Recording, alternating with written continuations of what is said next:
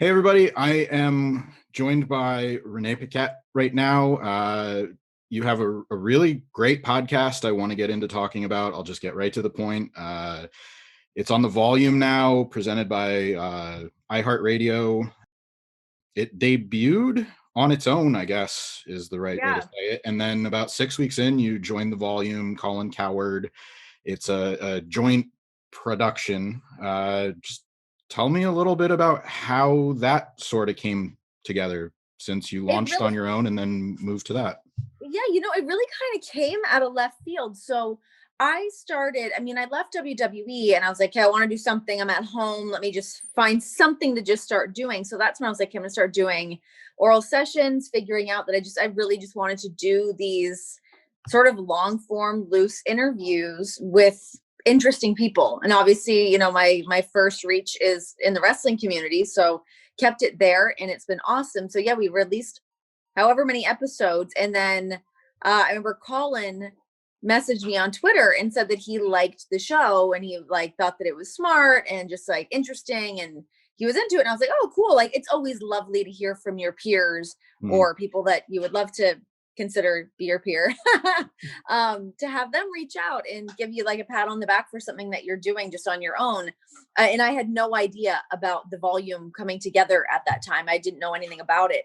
And then it was shortly after that I started hearing a little bit of buzz about maybe something's going on. And then they reached out and wanted to partner up together. So, I mean, that was just such a cool thing for me to have somebody like Colin and this new project that he's launching that obviously is like his baby. The fact that he wanted my show to be a part of that was just awesome. It was such a cool nod to the work that I had been doing already. And as I said, it's like we were just getting started, just kind of getting my feet wet of getting this show out there and getting new listeners and all that. But yeah, it's such a cool marriage of wrestling and everything that Colin's up to and all the other shows that are on there. So it's been a really cool journey. Some of the guests you've had on throughout your journey, Big E, Eddie Kingston, CM Punk. You just had The Miz on this week, which Yeah.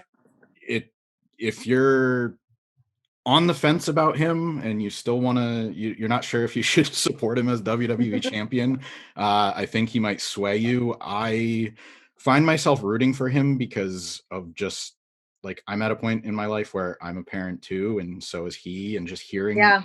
like you grow up finding or searching for ways to relate to wrestlers, and I'm just kind of like, well, this is how I can connect with him. This is how I connect with Titus O'Neil. Like I want these guys to Sure. be good. So just hearing how he is with his daughters, like, I mean, I have three daughters, so I'm in the same boat as him. I totally Yeah. get it. And It's hard to not like respect his hustle. I mean, love him or hate him, the guy busts his ass at everything he does. And, I mean, that's sort of it's my sweet spot having, wrestlers on, especially from WWE. It's like I know them all so well. So I see all the stuff that happens behind the scenes. I know the work that he's putting in. And that's something, especially once he cashed in his Money in the Bank contract, wins the WWE championship. Like it floored me. I was like, oh my God, like legit, like pop for it. It was like, oh shit, this is awesome. And then to be able to have him on and to be able to like celebrate that hard work and just like that decade journey of being in that spot before heading into WrestleMania to where he's at now. And this dude just never takes a day. Sorry, my dogs are fighting over a bone. Never takes a day off. John, can you get the dogs? Hey, never takes a day off. Like this guy is always just working so hard at everything he does, from doing Ms. and Mrs. to wrestling. Like, I mean, I just want to like highlight those things because as much as some people can get shit on by WWE fans or they're, people think they're not deserving of something or whatever. It's like, no, like these guys, like everyone there busts their ass, obviously, but somebody like Mike to see him in the success season is really, really cool. yeah, it's an interesting thing to kind of observe, as far as like people talking about, oh, you're in the WWE bubble and putting that Mhm. label on it. And I guess now it's more appropriate. Like the forbidden door is the hot buzzword right now, but it's like you of course are going to promote WWE. You're going to promote the company you work for. Like you want that to do well. So, Sure. you know, it's strange that people hold, those certain things against the talent, and it's like, why can't they step back and see, like, that's where they work? They want to, they want that brand that they're a part of to prosper. So Of course. Yeah, I mean, you always want the brand that you're on. I mean, whether we're talking, whether you're talking just WWE exclusively and you're on Raw, SmackDown, NXT, you want all those shows to do amazing.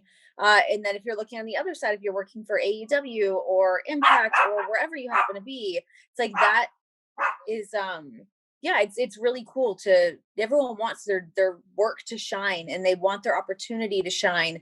And just knowing like the way the belly of the beast works, especially within WWE, and like knowing it's like, hey, if you have an opportunity, you've got to make the most of it, and take that platform for everything you can, and take that time to shine. So when you see someone like the Miz, or even like looking at somebody like Ali and like what he's doing, I mean, that guy he's taking that opportunity with Retribution. Again, love it or hate it, mhm. that guy's taking that opportunity. I know he's someone that, like, prior to that opportunity, was like, where do I fit in? How do I get my opportunity? How can I find that spot to kind of get my stuff over? And yeah, there's so many different nooks and crannies of finding ways to do that, whether you're doing a promo online on your own or you're doing something on Talking Smack or whatever. But it's finding those little like pockets to find little moments to shine for yourself. Yeah, one of them, I don't even remember if there was an explanation, but the Tamina promo that she put online, like, that was really creative. It Yeah. was very well received, and it got pulled. I don't know why, but it's just an example of Same. taking what, taking advantage of technology, taking advantage of the situation we're all in, like, and Yeah. I think this year hopefully has taught a lot of people that, find a positive and creative outlet for what's going on and put it out there.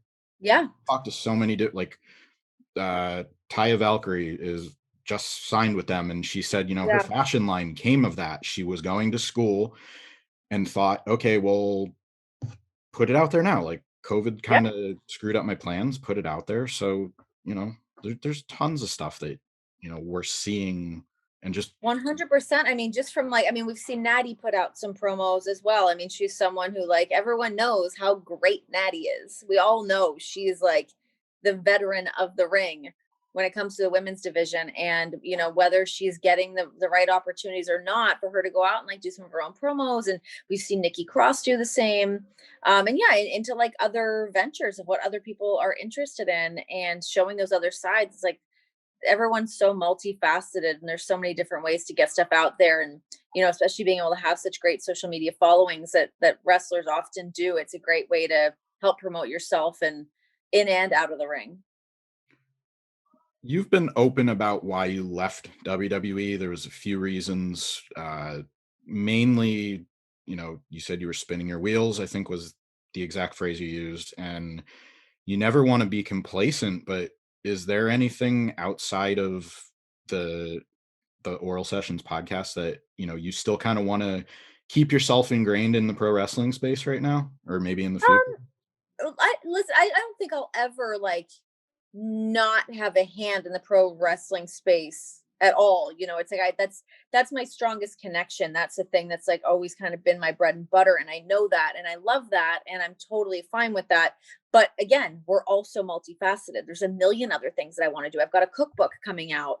I've got the podcast that I've started. And as much as that started out as like, we've got a lot of wrestlers on there, starting have other MMA fighters. I want to have on other athletes. I want to have on people from all different walks of life. I mean, when I came up with the idea of the show called Oral Sessions, it was about having conversations. It was, it's not necessarily about just wrestling. So that's something that I want to tap into. But yeah, I mean, for me, it's like I love working in TV. That's a thing that I want to get back to once the world kind of opens up and other productions pick back up the way that they had been prior. Like, that's something I want to get back into that 100%.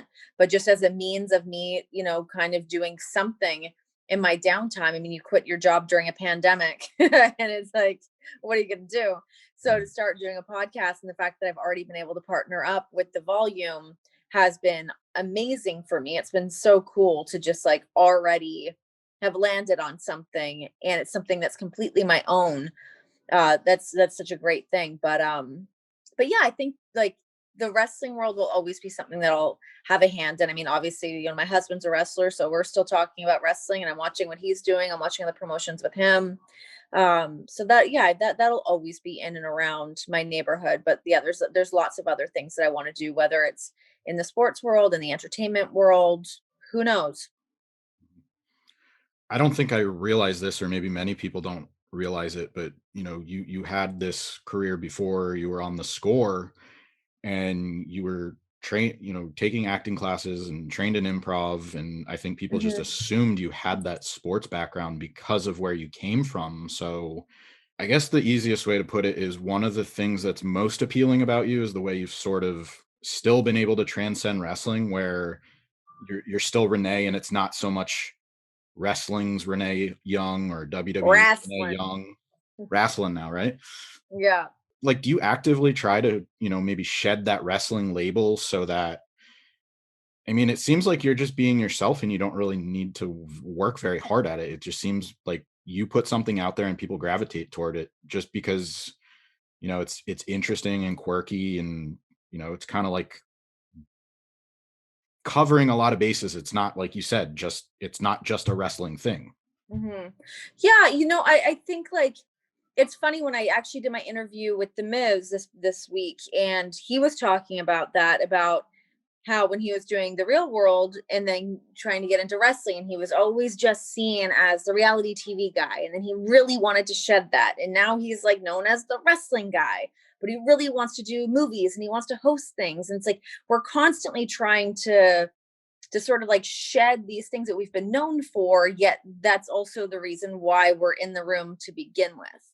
You know, like if somebody brings me in for an audition for something or whatever, it's generally because they've seen my work with wrestling and within WWE. So I don't look to like shy away from that or not lean into that. I think there's also something big to be said for how many people come from wrestling and really strike it big outside of wrestling as well, because you have to be so versatile in that role. I mean, from doing live TV to memorizing promos to you know, scripts changing on the fly to whatever. It's like we become so adaptable in other environments. I think as soon as we step into another environment, people are like, "Oh my God, who is this person? Why did we not know about this?" It's like because you only got to see a little shred of it on TV prior. So no, it's not something that I'm ever looking to like get away from or whatever. I think like it's only benefited me. I've only had great success from my time within WWE. But yeah, I mean, are there other things like, yeah, there are times that you get pigeonholed that it's like, oh, let's like only do sports stuff with you or only do wrestling stuff with you. And it's like, okay, like I get it. But there are other things that I want to do. And that's up to me to take that time to reintroduce that side of myself to other people. And right now I have the time to do that because I'm not encumbered to only doing wrestling or only doing something. Now's my time to be able to show other people that other side of me.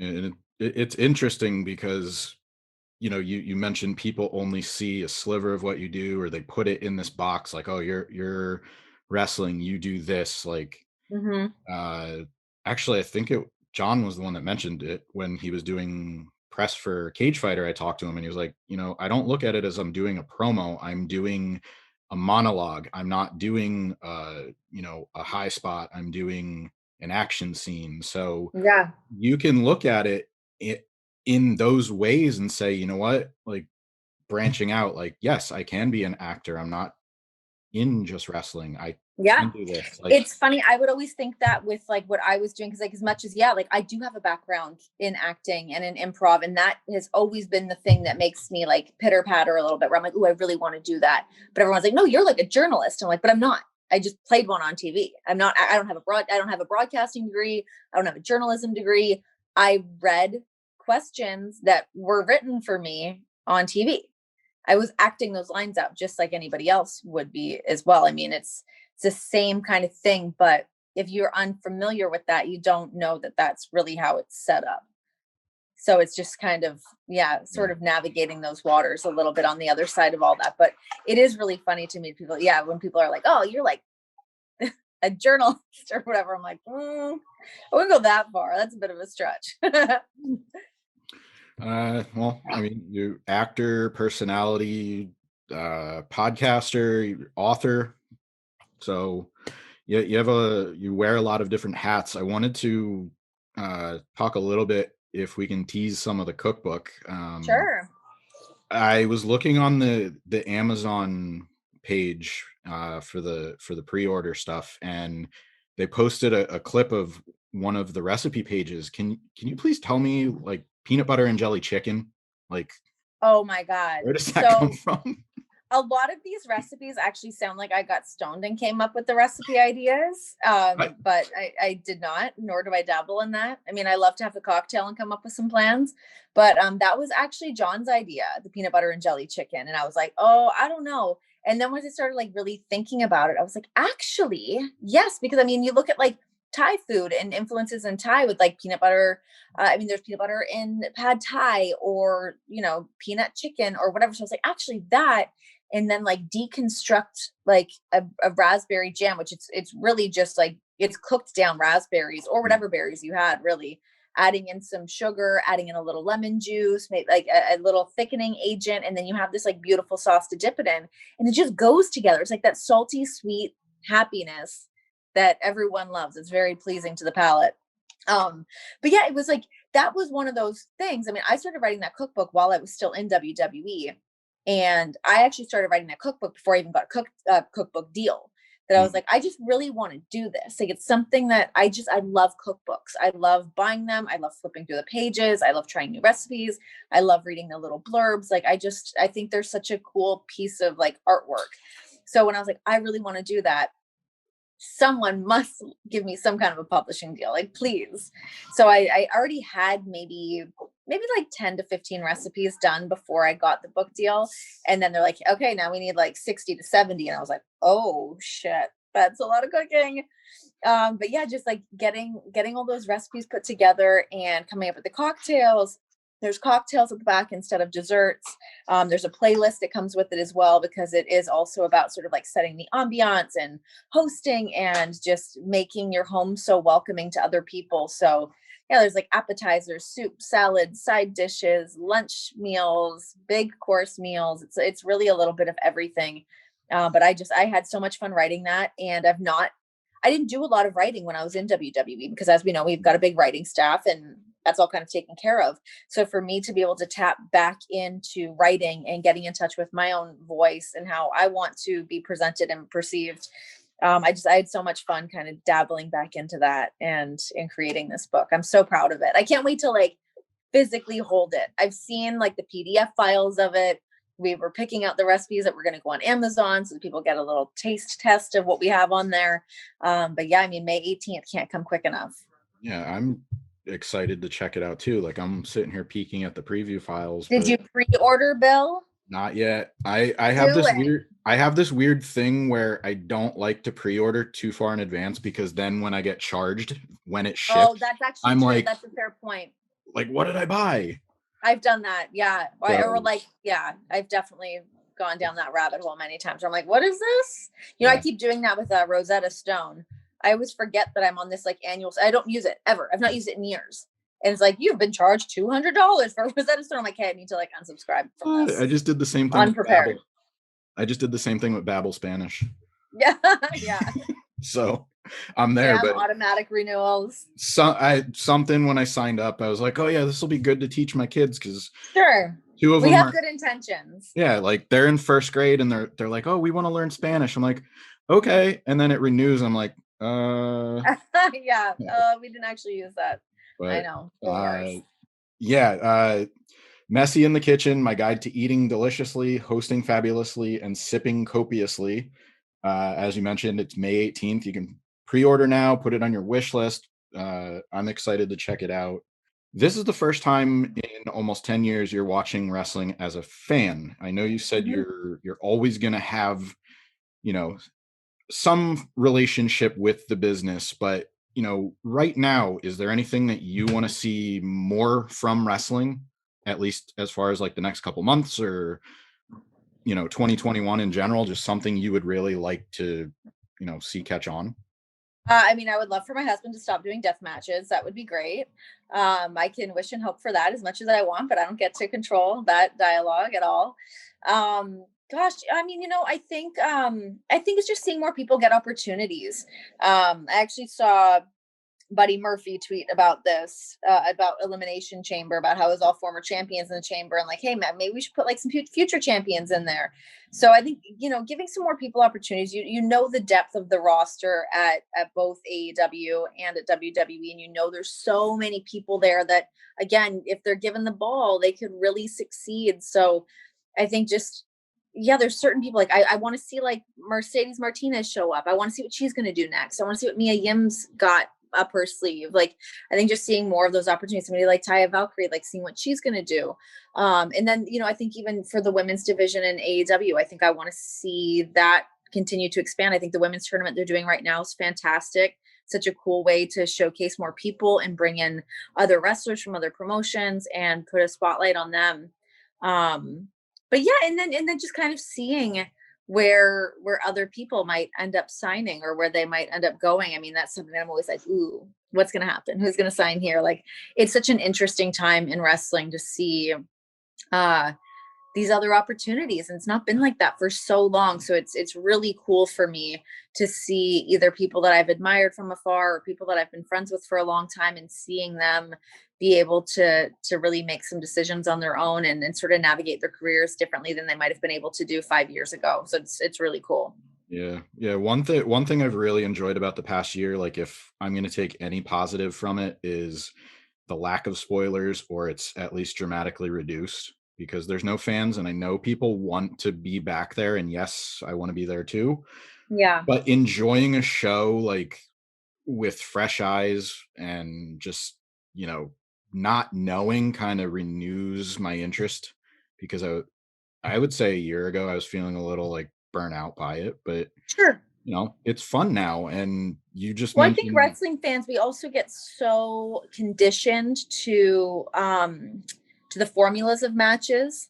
That's like, all right, so and so is going to go over because they lost the match before the pay-per-view, and now we know they're going to go over at the pay-per-view, and this point in the match, we know someone's going to get their comeback or whatever. Like, waiting for those moments, we all become so conditioned to that stuff. But I think having these other promotions like AEW, obviously, like their formula is going to be different than what WWE's formula is. I mean, watching Bloodsport even, and watching the way these quick finishes happen, it's like it makes you have to tune in a different way. And there's something really cool about that to sort of pull us all out of the sort of like days we've all been in for so long.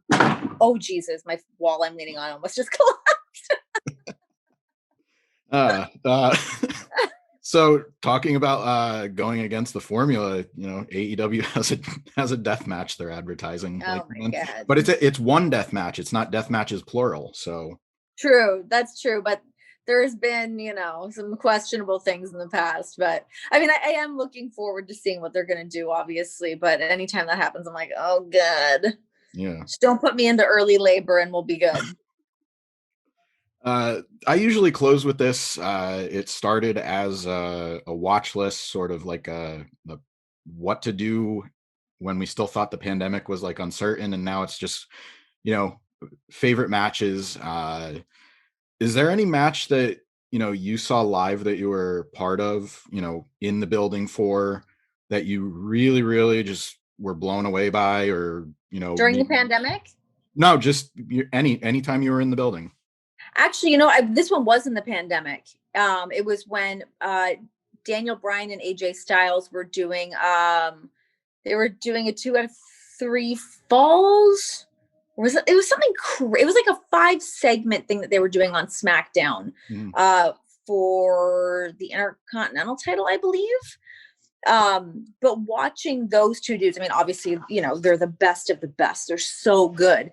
But to see AJ and Bryan put that match together, and it was so long, but it was like exciting, and watching those two dudes just like do their craft. And yeah, because I jumped in the ring and interviewed AJ at the end of it. So I was like right at ringside watching that, and everyone's just like, God, these guys are so good. But that was one of those just like especially during a pandemic, because it's like a closed arena. No one's really around. Like we had, a few of the NXT talent in the crowd or whatever.